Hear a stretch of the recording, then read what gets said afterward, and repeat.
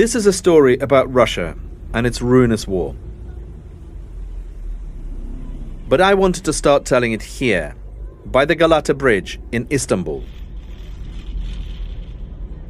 The ferries on the Bosphorus Strait, the steep cobbled streets, the cafes, they all bear witness to a huge exodus.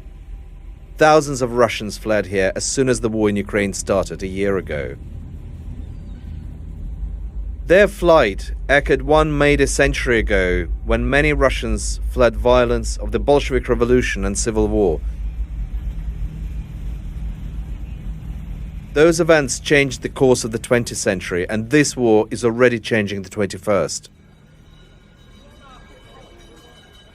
I've come to Istanbul to speak to this new generation of exiles, because their stories help solve the mystery of why this senseless war began and how it might end.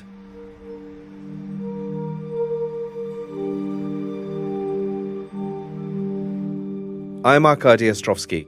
I write about Russia and Ukraine for The Economist. I'm the host of a new podcast series called Next Year in Moscow. Я обращаюсь к российским гражданам как гражданин Украины. Last February, hours before the war started, Vladimir Zelensky posted a video. The Ukrainian president was speaking directly to Russia's free thinkers in Russian. Кто может этого не допустить? Who can prevent this war, he asks. Люди. The people, he says. Общественные деятели, журналисты, музыканты, Public figures, journalists, musicians, доктора, блогеры, стендаперы, тиктокеры и многие actors, athletes, scientists, doctors, bloggers, stand-up comedians, social media influencers, and more. These are the people who fled Russia in the coming days.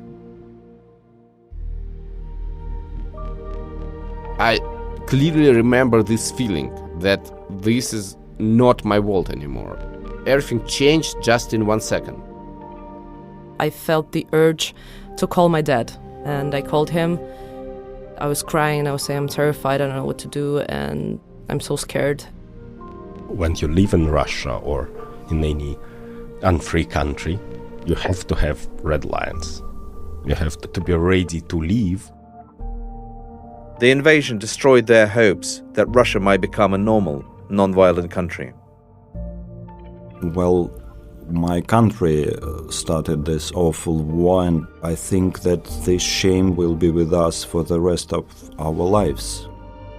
In this war, Ukraine has gained a new sense of nationhood, but the future of Russia is now in doubt. Can it ever be a place that these exiles, once again, call home? The search for answers has taken me across Europe and the Middle East and along the fringes of the old Soviet Empire. Ultimately, it led me to people who've chosen to keep light and hope alive inside Russia.